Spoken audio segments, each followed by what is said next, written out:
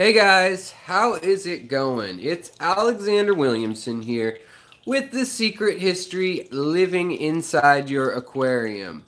Uh, Hello. So I'm on a gimbal that is clearly not set up quite right. You'll have to pardon me while I figure this out. Sorry for the delay, but I got an Osmo 2 gimbal. So let me show you what that thing looks like. And hopefully it makes Betsy less dizzy. Betsy, are you less dizzy with me moving around already? I don't know. Um, but basically it looks like this thing. And I did that, got that with the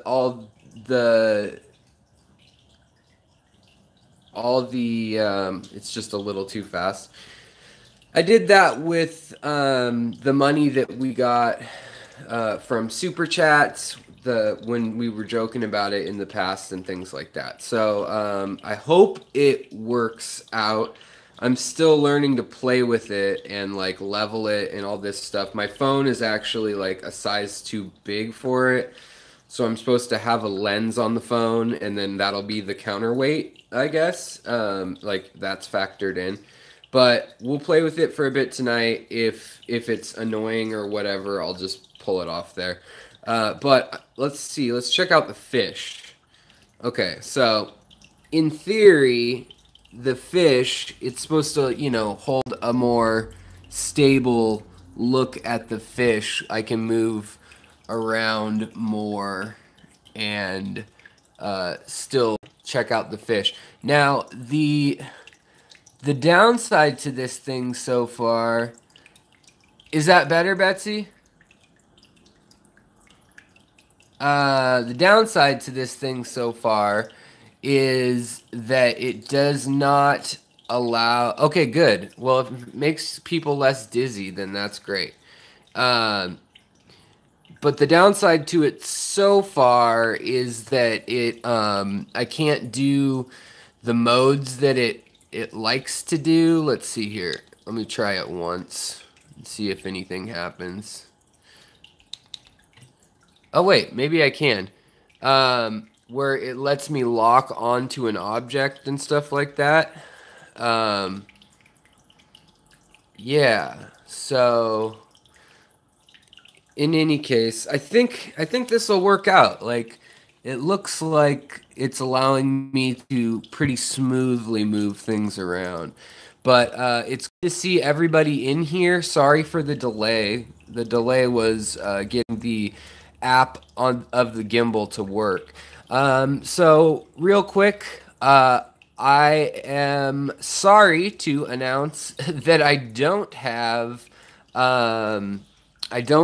the winners of the contest for this whole holiday contest thing today, like I thought I would. I talked to Aquatic Arts, and I guess it takes them a little bit of extra time to make sure all the emails went through. So they don't know who ordered what until like Sunday when they tally payroll from the week or whatever. So I said Friday. I think it's going to be probably Sunday or early next week when I for sure have everyone. I don't want to not enter someone if somebody bought something or somebody, got extra points in the giveaway at the last minute. That would be super unfair. So I gotta wait. Oh, hey, Alan, how's it going, man? Kaler's Aquatics. I thought I saw someone new in there called Carol for a sec, or Kaler. It's the shortened. I like that channel name though, by the way, Bob. So in any case, today we're going to I guess first we're gonna just play with this gimbal for a sec. So when we flip it around, let's try to walk with it for a sec. Turns a little slow, but that's okay. So when I walk with it, how does this make everybody feel? Is everybody chill with this kind of thing? Is that less nauseating than before? I hope so. So in it just loses me because it doesn't do its face tracking, like it does on other stuff. So we'll have to figure out more about that. Let's see here. Let's flip this back around. Cool. So in here right now, I know a lot of people are curious about the cribs. You can see Mama Crib is doing her mean old Mama Crib thing, and she's, let's find her. She's just hanging out in here somewhere, being mean. Oh, here she is. But her babies have been coming out on their own more, which is cool. So, you know, that's fun. There she is. The dad, I don't know where he's at right now, but I'm sure he's nearby. She's doing the circle thing where they hang out and do all that. Thanks, Bob, too, for throwing up the links. If people want to find me other places, check out art or other posts and stuff like that. Also, my ancestress babies that I had when the parents passed away, these super yellow ancestress, are looking great. They're like cheese yellow, which is pretty sweet. And then the albino blue eyes are like so white with the light on them, they're hard to even look at. So that's cool. I'm excited about that. Also, all those bulbs that I got at the sale at the wet spot are also around. But okay, you can see the baby cribs right now. They are hanging out with mom right in front of her. Dad is doing the duty in the cave. He's hanging out in here. You can make him out a little bit through some of that algae, which remember I told you guys I was leaving for the babies. So tonight, I was planning on discussing baby fish anyhow, and raising nano fish. Now, these guys are not nano fish. These guys get, you know, well, certain cribs get 3 inches long, others get 5 inches long. As you can see, I also got some new pea puffers that haven't learned to leave the cribs alone yet. So they're learning. Nobody's actually gotten hurt from what I've seen in their little skirmishes, but they're learning. So also, I just thought I'd show you that when you're prepping fish to lay eggs, so I think we'll just assume that everybody here, if you're trying to breed fish, you know, live bears just kind of prep themselves. You can feed them really well. That's always good. You can separate the genders. That works out well. But let's talk about egg layers more specifically. Because I want to specifically talk about smaller like danios and rasboras and tetras and things like that.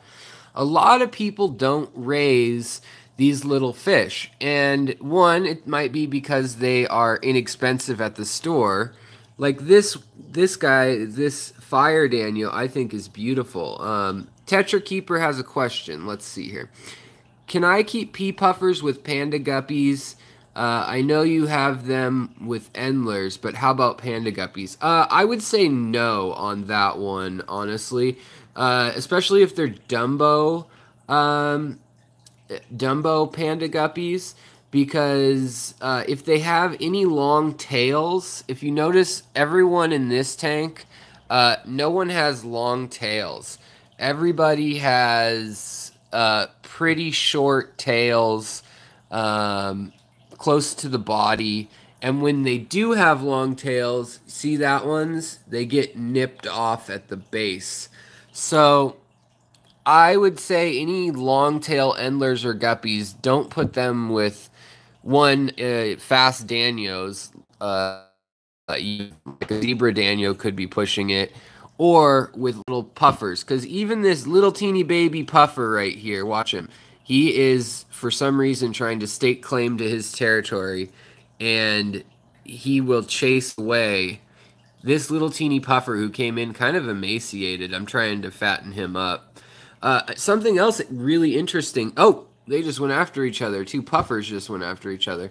Um, so something happened that was interesting when I got the puffers, which was I was allowed to totally just bag them up myself at Aquariums and my local fish store. And one of them got scared and actually puffed up, which I had never seen a baby or a pea puffer puff up before. But he puffed up, and luckily I was doing the net to net transfer. And I'm going to count these as obviously a nano species you could breed. I've had pea puffers reproduce in my tank once, and oddly enough, the ones who they're fighting with the most lately, other than right now, they think I'm gonna feed them, which maybe I will, just to appease everybody. I'll give them some fry food from Aquarium Co-op that hits the top of the water and then it just scatters into dust, so it kind of lets everybody go different places, and that diffuses a lot of tension sometimes. uh, so that's a hint on feeding. If fish are being aggressive already, then maybe just stick to where you're at.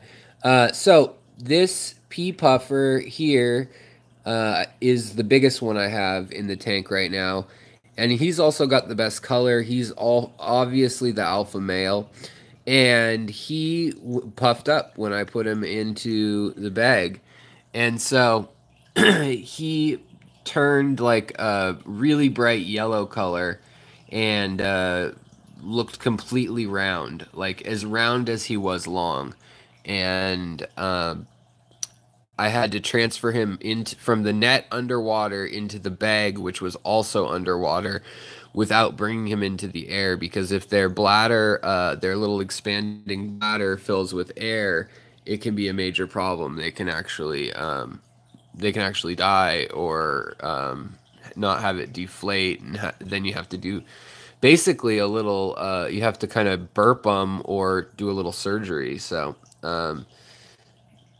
Kev says to please send us two of your longfin albino-eyed babies.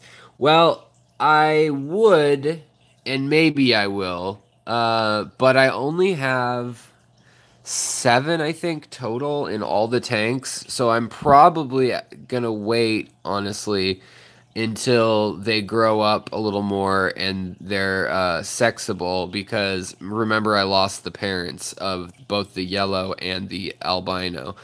I still have the longfin green dragons, and I also still have, which are adults, and then I also have 3 super reds, which are adults now, basically too. So it should be any time now before they start breeding as well.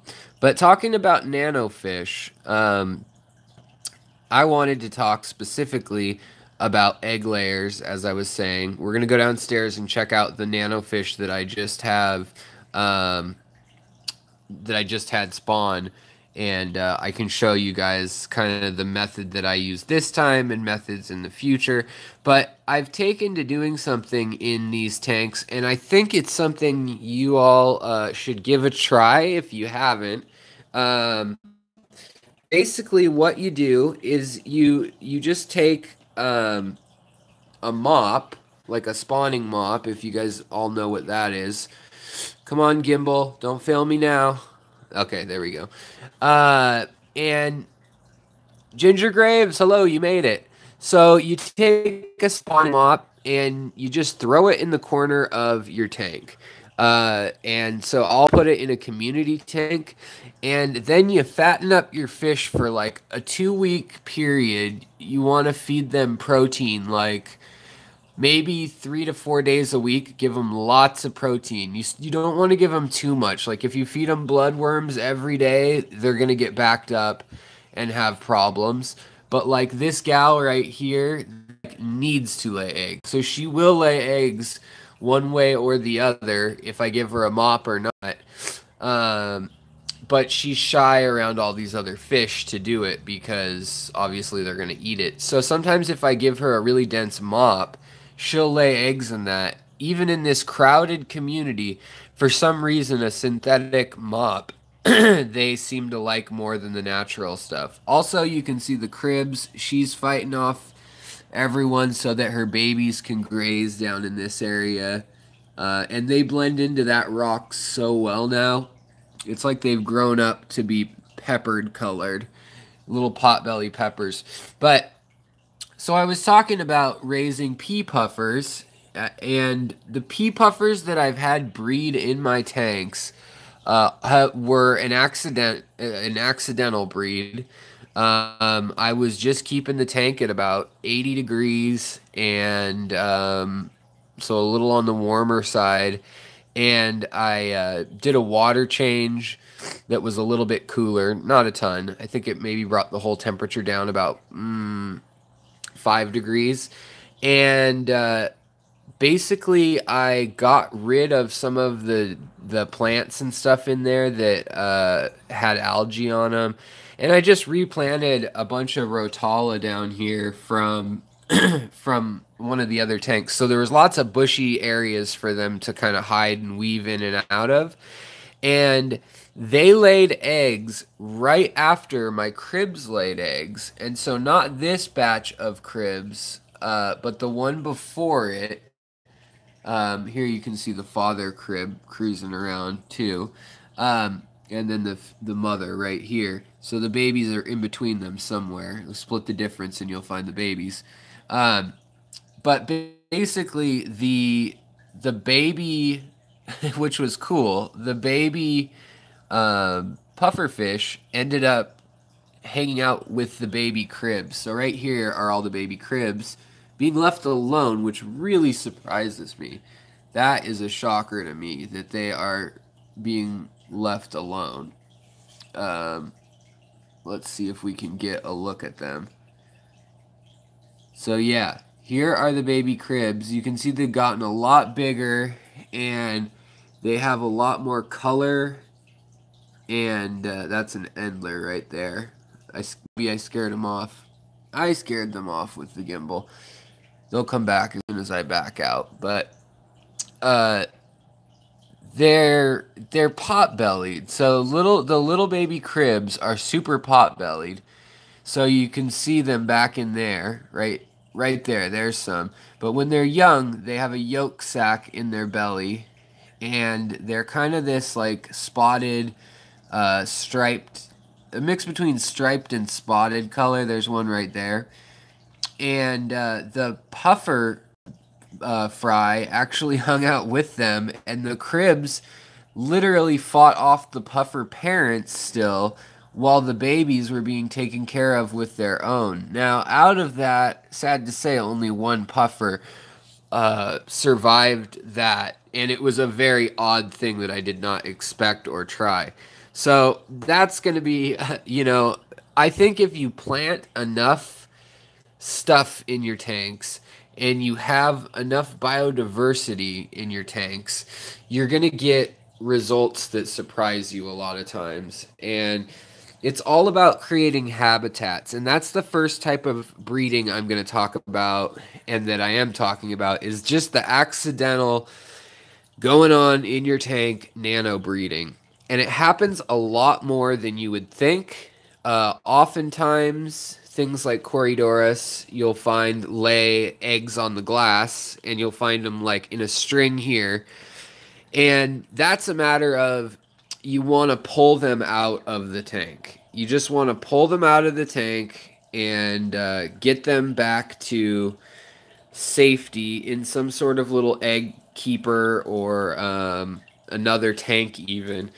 And that keeps them safe. So I have this always waiting in case there's fry that pop up in this tank. Downstairs, I have a lot more equipment. M Aquatics, hello. Hello, everyone. SCL Infinity. What? Oh, thanks, Alan. Wow, $20 super chat. You have a question you'd like me to answer? I'm happy to. Thank you very much. That means a lot. That's literally like that's how I got this gimbal was the super chat money and everything. Um, I ended up doing that. The next thing I want to do is I want to get a more directional mic. I'm hopefully going to be interviewing a couple new people, which will be fun in that they haven't been on the channel before. A guy came to speak to our club named Eric Thomas, and he is one of the only professors in the world working on figuring out the venom from, or toxin, I guess would be the proper term at the moment. We don't know if it's a venom, meaning that it would be put into the body via injection with their spine. But he studied Corydoras that kill themselves in bags by putting off toxins. And it turns out that there is a quite complex set of proteins and enzymes in that are going on. And so I talked to him a whole bunch, and there's a lot of really interesting info that I'm going to talk about in another episode about just how cool Corydoras are, for one, but also how they have the ability to stab and then to spray a toxin that's similar to venom from a bee's sting, but it has the ability to last way longer and to kill the flesh, to actually like eat away at the flesh. Let's try moving the gimbal. Oh wait, the gimbal thinks it's trying to track things. Yeah, I pull eggs off the glass all the time. It doesn't hurt them. Just be really gentle. You kind of want to roll your eggs when you get them off the glass. So like let's see, if you were to see them like here, you'd kind of go like this until you can get them here. And then once you get them up, you can put them into something carefully. You just don't want to squeeze them. You could also use something like a plastic lid or something, but I've used my fingers. The only thing is that can contaminate eggs in theory, but I've just pulled them off the glass with my fingers plenty of times and just plopped them into a little container. Now I've been using a drop of methylene blue, which would clean up anything that cross-contaminated on my fingers. And let's go downstairs. I hope I don't lose you guys. Let's try this and see how this works going downstairs. If I do lose you guys, I'll probably restart a stream. But hopefully I won't have to. Let's see here. Yeah, thanks again, Alan. That was really nice. Okay. Was that less nauseating, you guys? Me walking with this gimbal?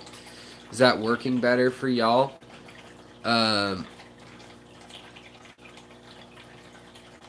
Show us the humble setup on a mirror.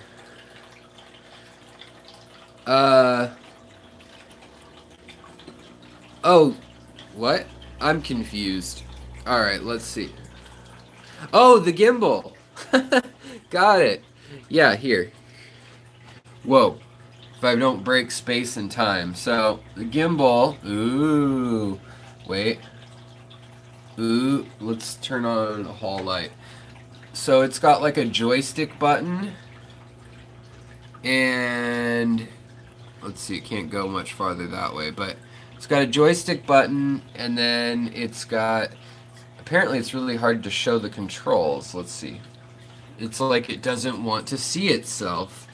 I guess you're gonna have to take my word for the buttons, but on this side there's 3 buttons, and I need another mirror, and it allows you to have, like, the zoom functionality doesn't work in YouTube mode. It doesn't like in other modes I can like press, I could press on, say, like the tank over here on the screen. and it would stay tracked on that, and I could like come and run all hectic at it and it would still stay stable. So it's kind of cool, the features it has for filming. I can kind of come in quickly and keep filming, which is nice. So y'all have seen this setup. This has got my big old power head on it, the 500 gallons a minute. As I was showing you those real fattened up fish upstairs, these ones are actually pretty lean because they're fighting the current a lot of the time, which is what they want to do. I've also got some rainbow fish in here, and you can see no one dares play in the current here, but they do play kind of like trying to one-up each other. They all kind of get into the current and see if who can swim up the fastest. And I really do think this is helping my breeding projects. So you can see those Samfongs, or these Metangsis danios right here. No, I do not have CO2 in all my tanks. The last tank you saw, the big one upstairs, is not CO2. The little one upstairs is, and this one has CO2, obviously, right here. But what's making all the bubbles is actually that the power head's out of the water a bit.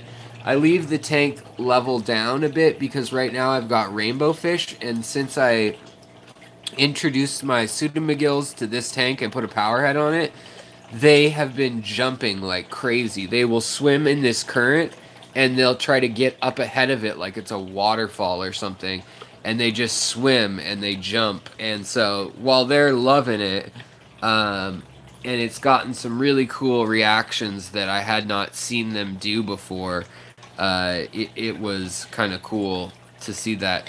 Also, the Pandagaras and the Plecos have absolutely no problem with that full blast power head, and they will hang out right where it's blasting on the glass too. So that's kind of cool. You can kind of tell who is meant to be in a river and all that stuff. So that's kind of cool. So I've got tin Winnie danios in here, the spotted ones. They're also known as gold ring danios. I've been breeding those, so if you notice, there's more of them lately. I've been kind of breeding in small batches. I haven't unlocked the secret, if there is one, that people have figured out where they... So I started with like maybe 6 tin Winnies, and now I have about 17 in here. But I haven't figured out whatever the mystery is of how to hatch like 50 of them. They seem to hatch in groups of like a dozen or so. And yes, my panda loaches have been doing that as well, Alan. They are definitely from heavy flow creeks in China, and so they like to hang out in the flow. The other thing is, if you have flow going on like this, also put rocks or wood right below it, so animals that hang out in the calm area, like down here, can still hang out. And oh wow, you guys are getting to see the pandas actually breeding. So that's called the T position, what you just saw there. And these panda cories are, one of them is a male and one of them is a female. The female gets bumped in the belly by the male over and over again and headbutted, and they should form a position that looks similar to a letter T. Now, I don't know what the heck they're doing right now. This is kind of odd. But that's what that was that you just caught. So it was a good time to be talking about breeding nano and small fish. So a lot of what helps breeding fish is simply giving them their natural environment, mimicking the natural things in their environment that trigger their everyday life instincts. So these cories, I assure you, will be laying eggs. They never lay them on the glass since I've gotten this flow put in, but they lay them in the plants right down there. So I'll have to dig through the plants. And if nobody else gets to them tonight, looking at you, Danios, then I'll probably have, and also the gouramis. See, the gouramis wait, like they know that it's a caviar buffet when the cories are doing that. So, do I know where to get pygmy sunfish? Florida, Carolina? No, I don't. I don't personally have a connection on those, but I do have my wife's family down there, and people that live down there I know do sell them in some spots. So I'm hoping to go down there and find some, you know, and actually get some of my own. There are on. From time to time, the Wet Spot will carry them, and then definitely they're on Aquabit a lot. If you go to Fish Tank Enablers Facebook, Walter Kelly on there, he is the creator and admin of it, and he lives in Georgia, I believe, or South Carolina, and he actually catches them and will hook people up with them, I think. So message him. He's probably your best bet. Walter Kelly. So the other thing is, when I was learning about the Corydoras with poison and toxin, sterbies are one of the major ones. And they any fish, any cory with gold or yellow spines or fins is pretty much been found to be venomous, or at least poisonous. So poison is when you bite onto something and that animal will harm you if you ingest it, whereas venom is something that either bites or stings you, and that's how it hurts you. Now these guys have spines, but they secrete venom from their armpit. So actually this little, well, that little flap that was on his armpit, if you look at any of your sterbies, actually your Trilineatus, which are sold as, if you have a Julie Corydora, most chances are they're Trilineatus. But if you check them out, they also have a gland right under kind of their pectoral fin in the armpit, where they can shoot a cloud of venom, a toxin, poison, whatever you'd like to call it, and it's kind of crazy to watch. There's pictures of it that I'll share with you guys in another video. But yeah, so the cories, what they needed to breed more was flow. Honestly, since I put flow in this tank, I've gotten several animals to breed that I haven't ever gotten to breed before. In here, the danios, there's 6 kinds of danios in here.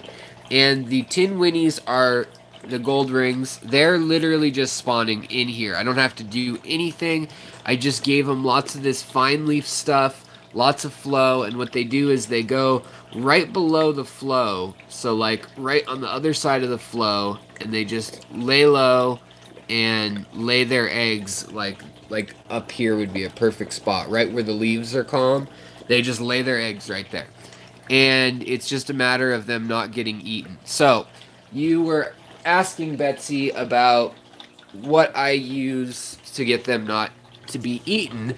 Well, here is my newest project. I have some fry in here that are too small to see. I already tried to see them with the camera. You can't. But these guys are a little older, and hopefully we can see them with the flashlight and the camera. Let's see. Let's zoom in a bit. So these guys are from, here we go.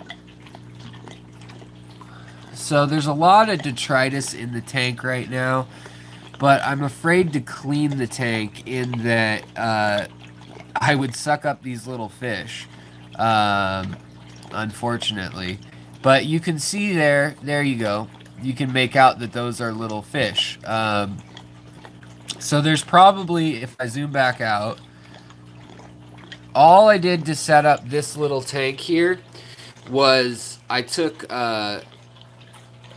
I took water from the big tank, put 5 gallons of it down into here, and basically I just filled it with cycled water and then got one of these little sponge, let's see, can we get the glare off of that?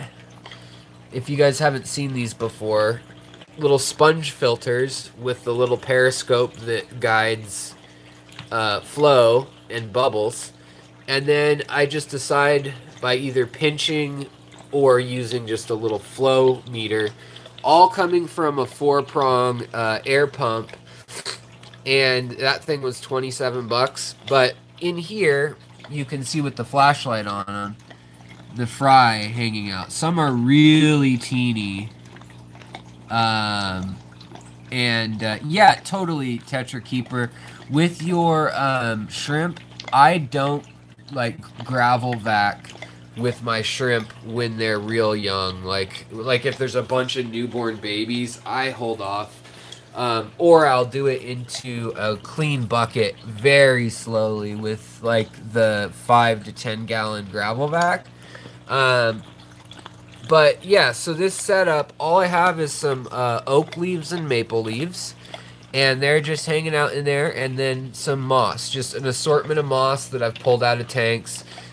Christmas moss, willow moss, what else is in there? I think that's mostly the kinds of moss.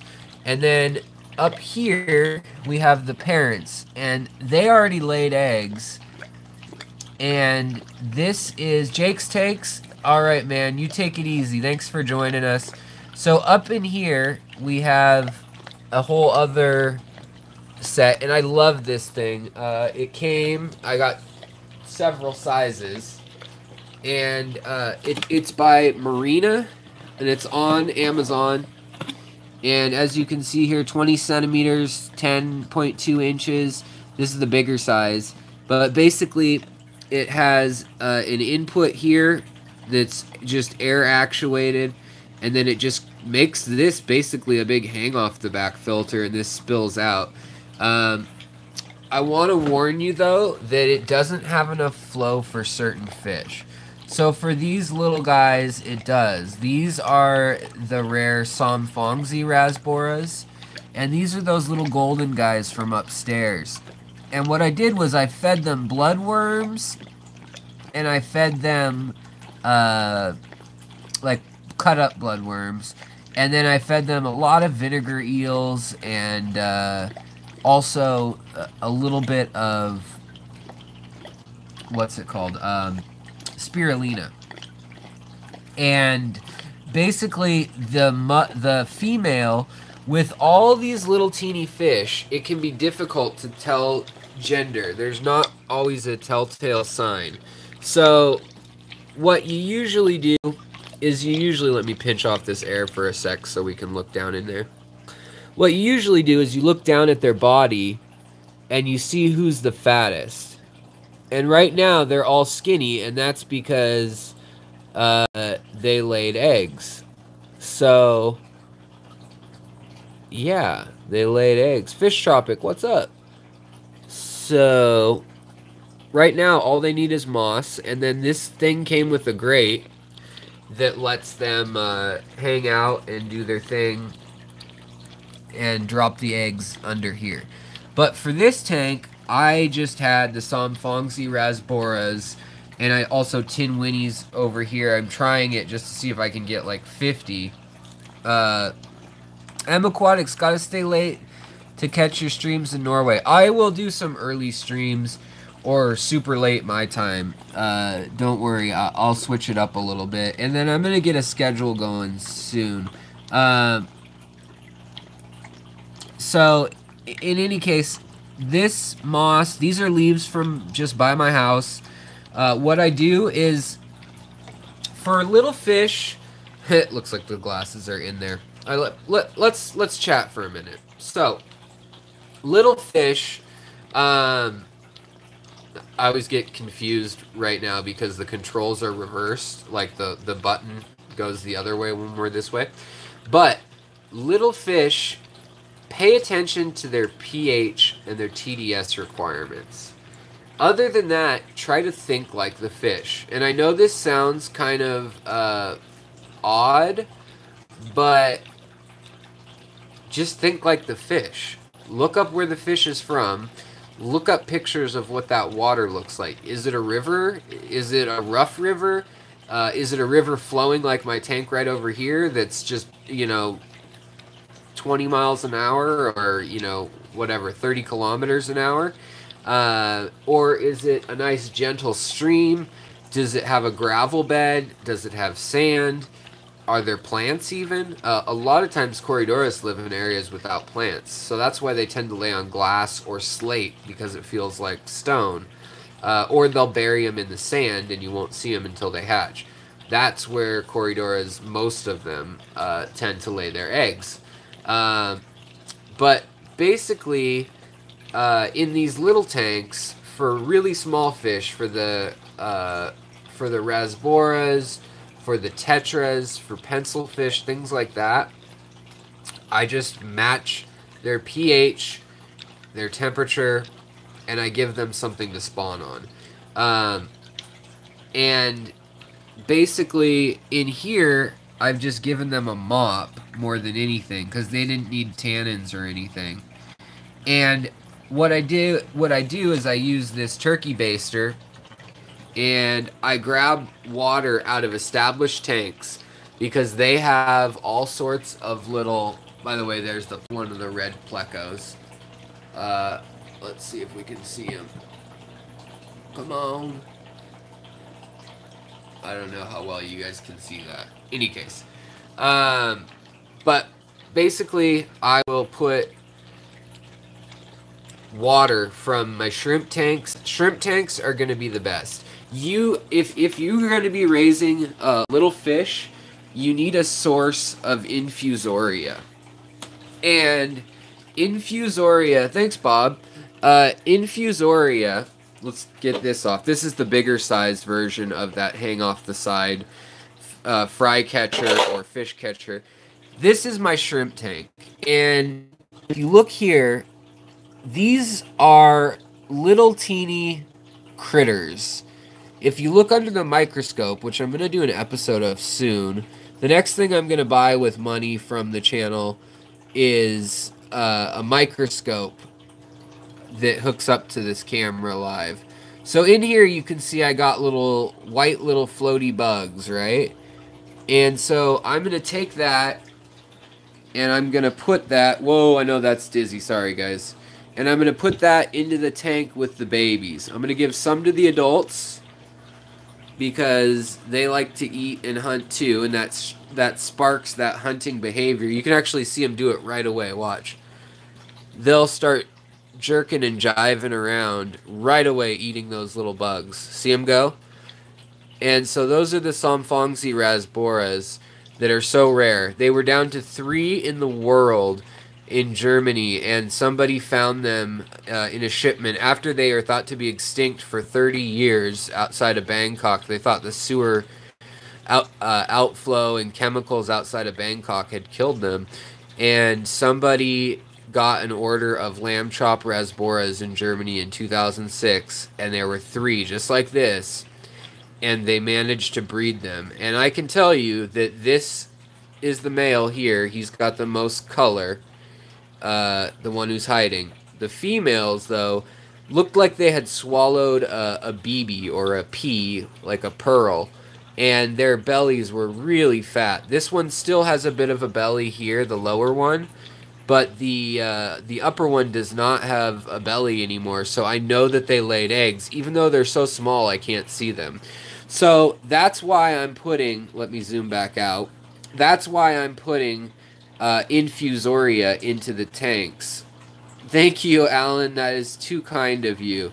Hey, buddy, I just got an Epistogramma cockatoides. You recommend me to do drip acclimation? No, I really don't.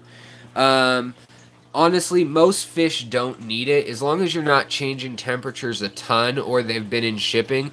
If they have been in shipping and they're like 68 degrees outside or something cold like that and they're going into 75, if there's more than a 6-degree temperature change, then yeah, maybe. And if there's more than a 1 point pH change, then maybe. But honestly, I have dumped shrimp and fish from one tank to another pretty harshly, and very, very rarely had a problem unless that fish was already sick. So that's that. Yeah, microscopes are really cost effective now. They sell a lot for like $40 that are really, really cheap. They sell some like $20 ones, and they say 1,000 times zoom, but it's all digital. So this camera by their standards is like 2,000 times zoom because I can do this, but the quality's no good. So there's around $150 level that seems to be about what field scientists and things are using, and that would allow me to look at the single cell organisms and things like that, as well as when a fish dies, I'll be able to then cut open the gills and things like that, look at parasites in the stomach, and I know not everyone's into that, but that would probably be in videos with a good warning ahead of that. But yeah. So in this tank, we've got Lucas Brett's Blue Dream shrimp. But the important thing about this tank to know about baby fish is that this tank has all sorts of life in it. And much to my chagrin, there's planaria, there's some hydra, there's just stuff all over it. There's those little white dots. There's stuff living in here because this tank's been around for years and I never cleaned the algae off 3 of the sides. So because of that, I'm able to take a turkey baster, and if I take this and I look at it under my big microscope that I can't really film very well, it's just full of life swirling and whirling around. And the little teeniest of the nano fish, they need that. They can't even eat food. Like, they can't even eat crushed, crumbled, powdered food. They need microscopic single-cell organisms, some of the fish. Like, some of the little teeny danios or, like, chili rasboras I've found. It just, no matter what I fed them, no matter what I fed them, they wanted something out of the water column, and I couldn't tell what they were like lunging for. What is my favorite plant to use for spawning? I have quite a few plants that I use. If the fish are calm water fish, I really like Wassertong, because the eggs stand out pretty well on it. Plus, you can pile it pretty thick, and whether it's shrimp or fish, the adults can't really get too deep into it, and the babies can hide in it. And then leaves, just local leaves. This is my dark black water tank. It's also right now in quarantine, but you can see there's a big female leopard danio in here that is swimming around too. But there's leaf litter this thick, so there's probably, I don't know, a trash bag of leaves in a little 5-gallon tank, or 10-gallon tank, I should say. And that's the Devon tank, and it spawns some of my best little danios lately. Plus, it also serves as a hospital tank, which is surprising that it can do both, but it does, and it does both well. Let's see. So, yeah. Hey, Alexander, do you watch Michael's Fish Room Fish Tour? I didn't see his last one, Fish Tropic, but I'll have to check it out. What happened on his... What's he doing? Always up to something. But let me try to find you guys the other little nano fish secret that Gary Lang actually gave me. And it's not much of a secret, but I like the way Gary Lang has it and it's set up. If I could friggin' find the thing. Oh, here we go. Okay.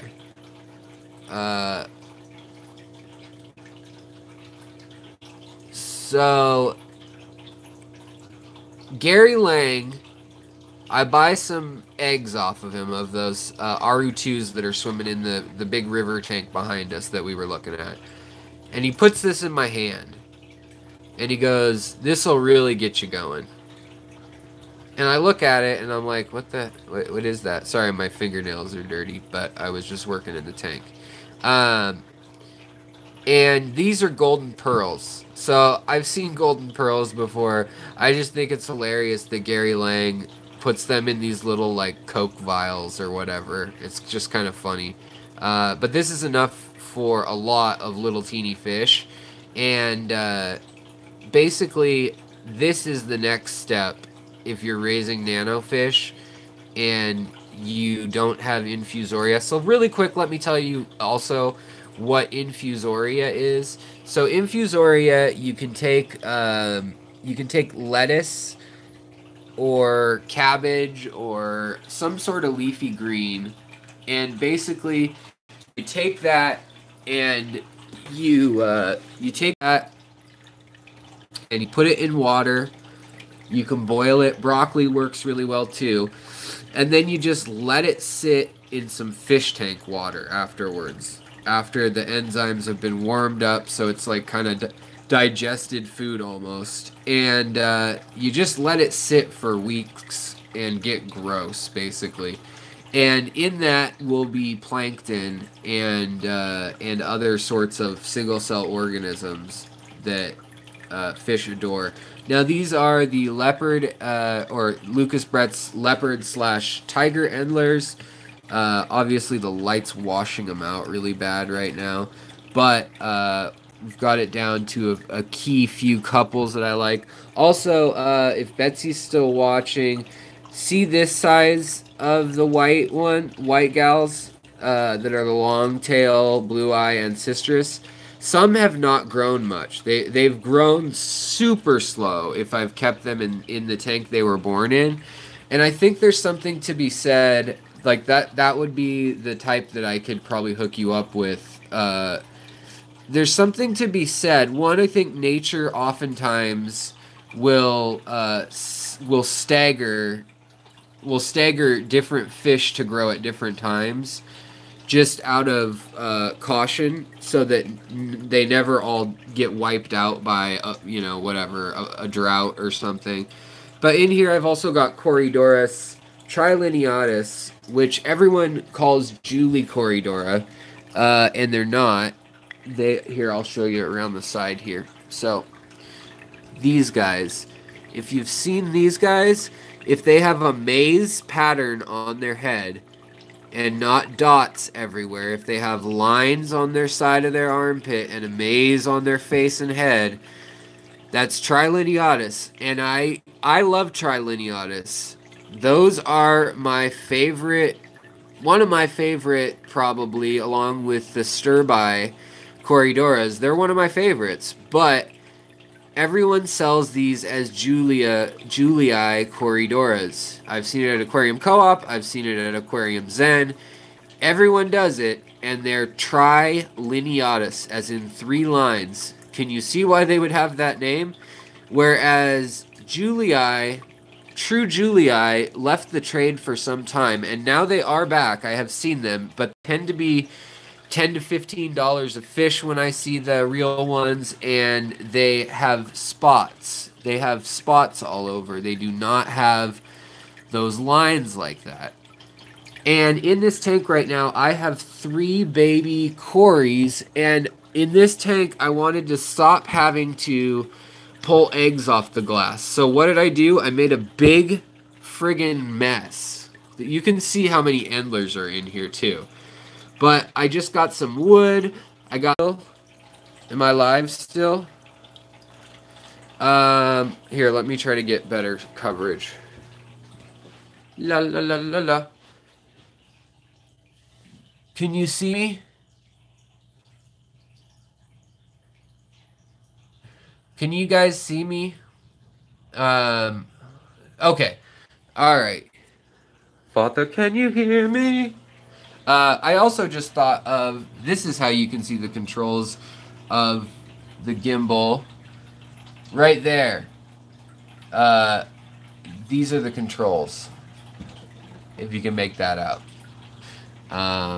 For those inquiring minds. All right, so always use air pumps when you're raising fry. Sometimes you don't even need air pumps, honestly. It depends on if you're worried about fungus or not. But I use an air pump to at least keep things churning, or a sponge filter. Sponge filters are great for fry, but even this amount of bubble can drown pseudomcgill, for instance. They are so teeny when they're born. They're half an eyelash wide, and basically I have to be very careful with those. What's going on in this tank right now? Well, we've got some Darios in here that I picked up. We've got some ruby red tetras. I'm really happy that the Darios seem to just be doing their own thing, finding territories around the tank. There's 3 of them in here. And the Guppies obviously still just do their own thing. This is that line that I've been breeding for a while now. I think these 2 males are my Adonis. They are my perfect creatures in this line. So I have to decide between one of them. Yes, I do need to reschedule. Well, I'm almost done. I was going to be on an hour, and Lucas is on, so yeah. All right, so these guys, you can see the colors coming out in the spots on the back here really well on the dorsal fin. There's yellow and blue and dots. So I'm really happy with these lines. They're going to be named something about lightning, just because this one has red at the start of its tail, and then it goes to white, and this one goes from red to purple on the top. So that's pretty cool. The Moscow Guppies going on up here. Also, we've got Lucas's super yellow shrimp, and I got most recently, check this out. These are Venezuela Corydoras, and they've colored up amazingly. I paid too much money for these. I have to admit that I do not have the money to be spending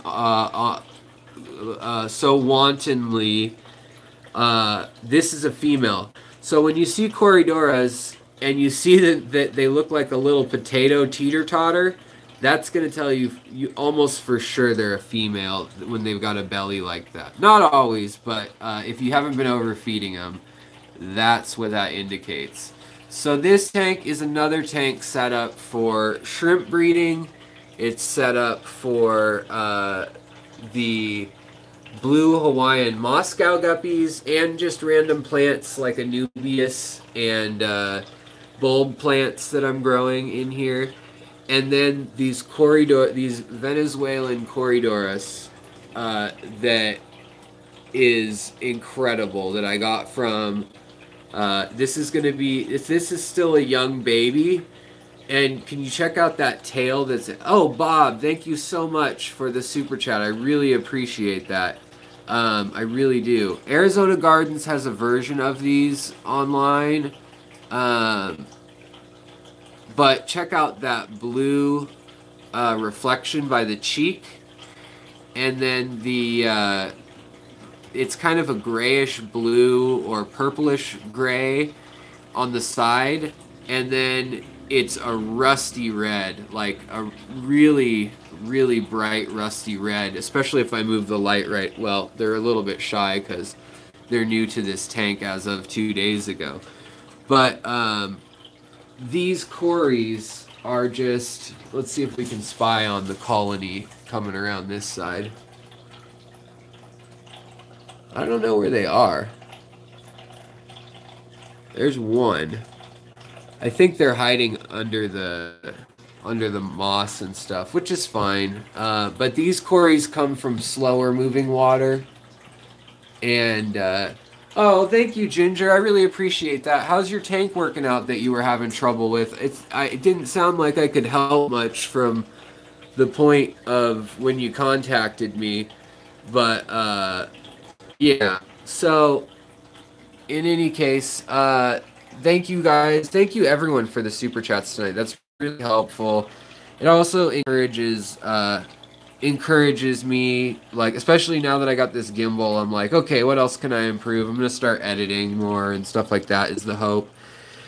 Also, red cherry shrimp, they're always breeding. So if you haven't gathered my style, it's that I basically have to have a top breeding fish like a endler or a guppy, a shrimp, and then a couple bottom breeding fish or a couple oddball fish. Someone just took a dive down here. Is that a quarry? What was that? It kicked up a whole bunch of the broken down leaf matter, and the guppy chased it. So that's interesting. If the guppy female is chasing the Corydoras, that would be less than optimal. But those Corydoras, once again, those were from Eric Thomas, who I hope to interview on my show soon. And he had the line that are called Venezuelas, Corydoras Venezuelas. And right here, these yellow shrimp, they also are saddled up. 2 of them plus 2 more have eggs. And so I'm curious now, but I didn't have a good, really clean water to put those cories in. And this is really clean water. I know that looks dirty, but listen to your own mind and what you've done in your tanks. And, you know, if you know that there's a bunch of leaves in the tank and they were floating and there's wood up high in the tank and stuff, and you've got this moldy stuff in the tank and the nitrates are low, I mean, I don't even need to test the nitrates. I just know that with all those plants and all that moldy stuff and that few fish, it's fine. But looks are really deceiving. What a clean tank is a different definition to everyone. And I want to encourage you to remember that sometimes dirty tanks spawn the best little fish. As long as it's a naturally occurring dirty tank and there's enough plants. You have to have all the elements. You have to have the bacteria, you have to have the little water bugs, you have to have bottom feeders and shrimp or snails, and then you also have to have mid-column water feeders. These little Hebrosis I'm also hoping will spawn.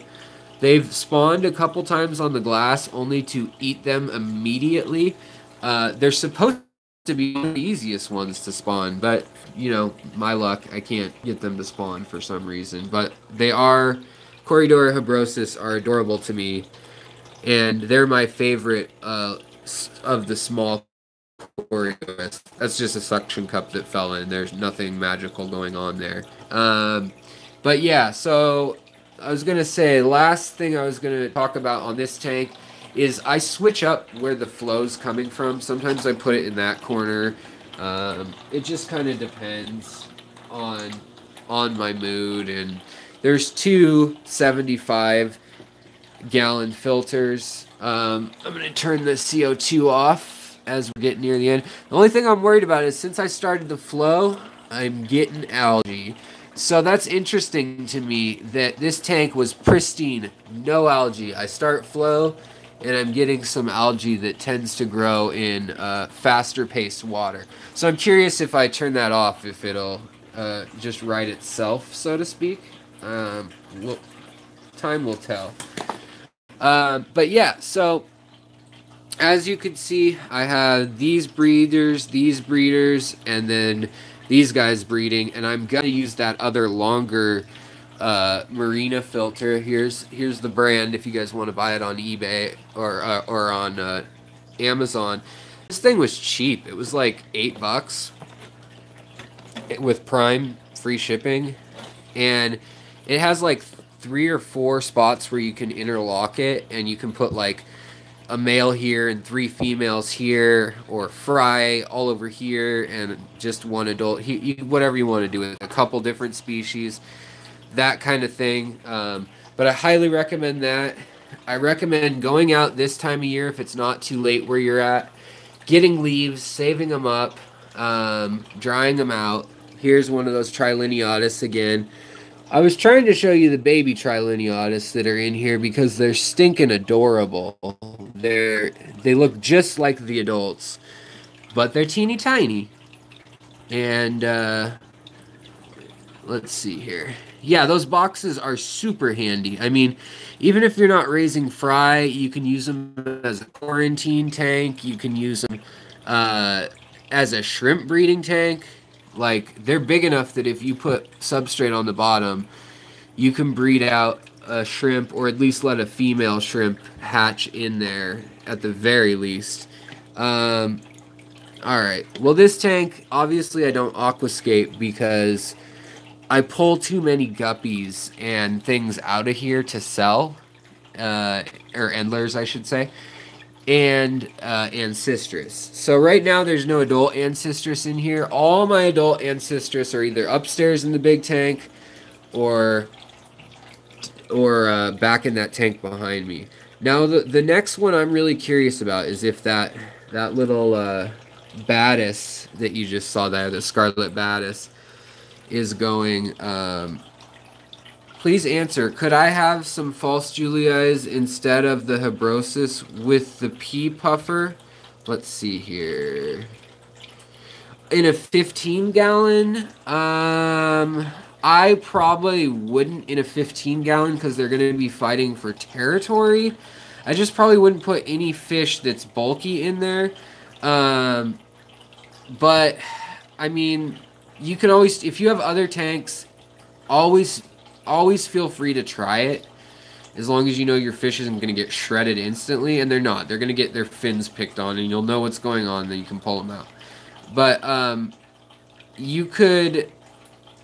My guess is that the pea puffers would probably bug the false Juliais, and then they would hide under a rock or a log, and that would be their life. And the thing is, Corydoras really need to be with, like, 3 at a minimum, but 6 or 7 on their own. Like, minimum for the bigger Cory species. Hebrosis, 3 are fine, but you really get really awesome schooling or shoaling actions where they all start doing the same thing and swimming around and just being awesome, basically, at the same time when you do have that set up that way. So, Cory, you add salt to a tank with Corys. My 6 Corys survived. I don't want to kill them now. I don't add salt to my tanks at all, no. Once in a while, if a fish has X or something, I side cart things. I wish all of my new Corys weren't hiding, but I got them at an auction. And I'll share a secret that I paid. I mean, it's not crazy money. It was $50 for 6 of them, and I think one wasn't doing that hot just because it was on a plane on a plane and then in luggage for 2 days that our speaker came. But we'll see if he makes it. I hope he does. But I got them. They're Venezuela Corydoras, and they're really hard to find, at least in my luck. People sell the black Corydoras, and yeah, let's see, Bob just said we don't talk enough about the tipping point for freshwater. I'm assuming beneficial bacteria and adding salt to it. Yeah, that's totally true in that you can. With pH, you have to know this tank here with all the tannins in it, it has a pH of 4. And that kills all the beneficial bacteria. So I have to aerate the heck out of that tank. So there's things like that that you just need to know. And other bacteria, anaerobic bacteria, or that's not what it's called. Anaerobic versus aerobic bacteria can grow in there and can cause some issues. But as long as you're not working in the extremes, you're usually okay. If you're you can use Epsom salt or sea salts in a tank. You know, you can, in a 10-gallon, I think you can put like up to a quarter cup or something like that with guppies. But if you have a soft water fish, you very well may kill them if that becomes their home. So be careful with that. Seriously, be careful with that. Now, doing dips, that's a different story, and I recommend that. Doing dips, you can get better luck with that. So, we're back upstairs. We have the other new critter I have, I couldn't stay away. I just love them too much. Even though the power heads downstairs chewed up my old ones. Lesson learned. I felt really dumb for that. These guys love the surface and they love flow. These are rocket killies or clown killies. The males have the color in their tails. The females are just pure black and white, like this gal. And basically, if there's any sort of power head, they'll swim through the back of it if the cage fits them. So don't do that. Don't be like me and lose your fish that way. Also, these CPDs, the celestial pearl danios, both these are females. You can see the little black notch under their belly by their anal fin, and that tells you as much. Also, we've got the purple tetra, which is really a blue looking tetra. And then we've got the blue axelrod eye rasbora, sometimes known as the purple axelrod eye rasbora. Also new in the tank, I traded some, we've got, where did it go? Now I'm all paranoid. We've got a Florida rotala back in here. And then we've got blood vomit. And then we've got Limnophilia bellum here. And I'm going to be selling, hey, D Smith 21 and Blue Waters, by the way. I'm going to be selling these guys really soon on like getgills.com or something.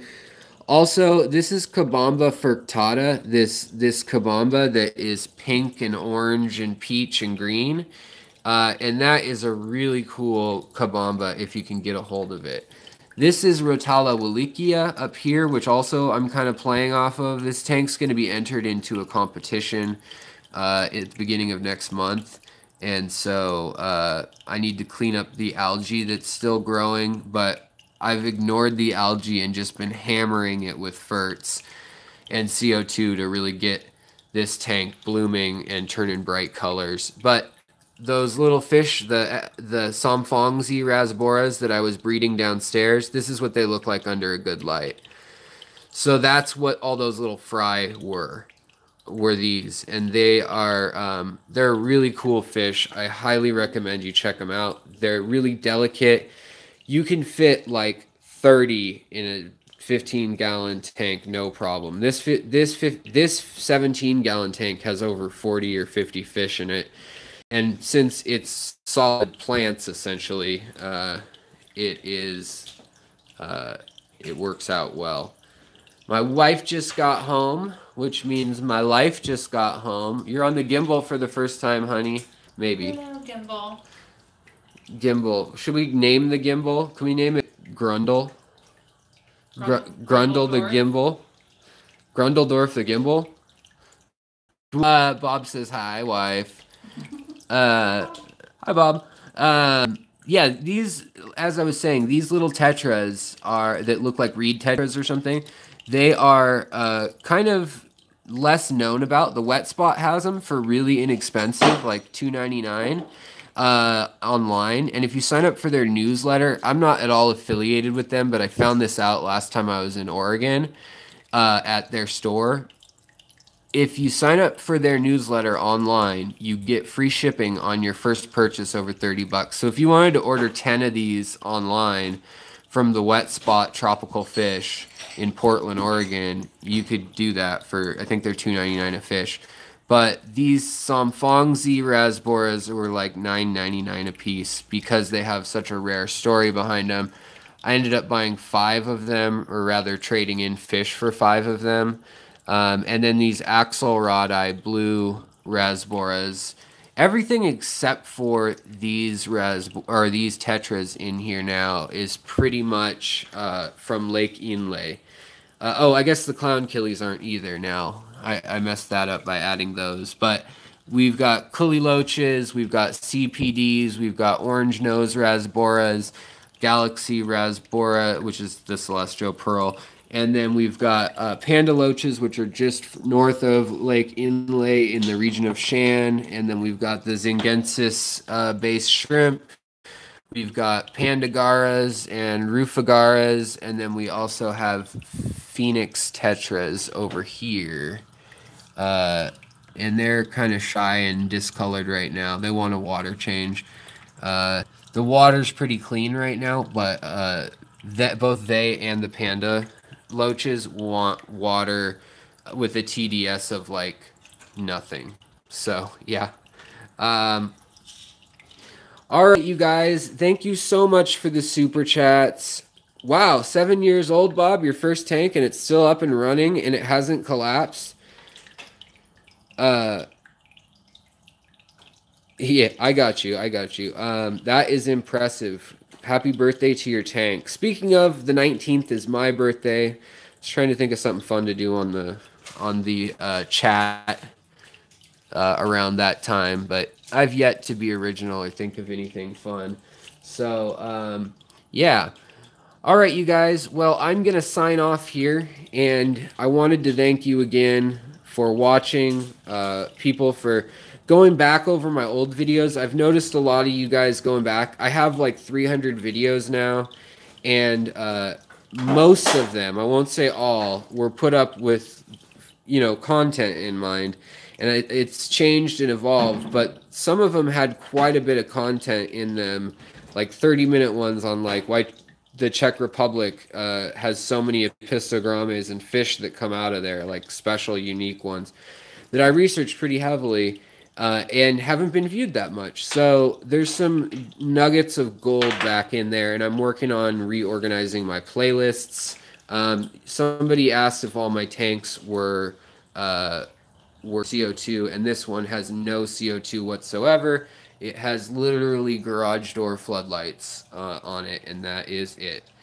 And it can maintain, some sense of color, lots of greens and bulbs and some reds and some pinks and oranges here and there, some whites.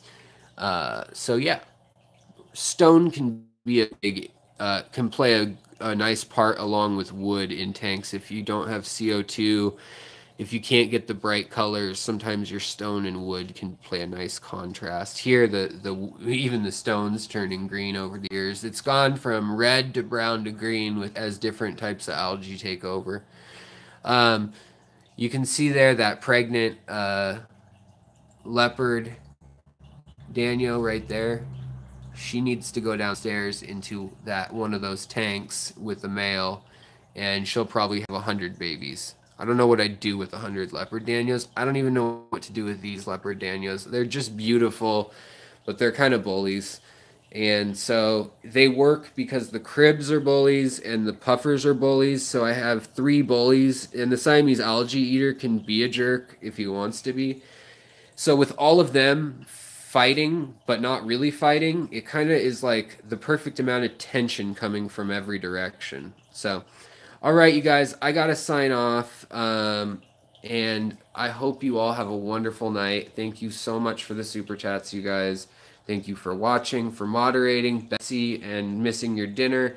For Bob, as always, and everyone in the chat, you guys, you rock. I'll announce the winners of that giveaway as soon as we have the final results, because I did say that you could buy stuff till today, and their accounting and all that stuff isn't done until, I guess, Sunday or something like that. So I will announce that when I have it, when I can draw that, and we'll get those prizes out. All right, you guys, take care, and remember that those discount codes still work even if you're not in the contest anymore. The Secret Shrimp 10 on aquaticarts.com, and then the history with a capital H and 10 on flipaquatics.com for shrimp. So yeah, just a little something for you guys. I hope you have a great evening and a good day if you're overseas from me. And thank you for thinking I have a thoughtful presentation.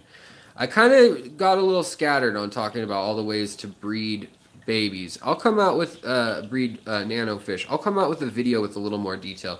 Tonight was kind of just showing you what I'm breeding now, how I prep it. You always feed them a lot and then get them natural instincts going with waves if that's what they're used to, calm if that's what they want, lots of plants, little bugs in the water. Live food is key. And yeah, so I hope you guys like Grindle the gimbal dwarf because it's a little gimbal. All right, guys, I'll talk to you later. Take care.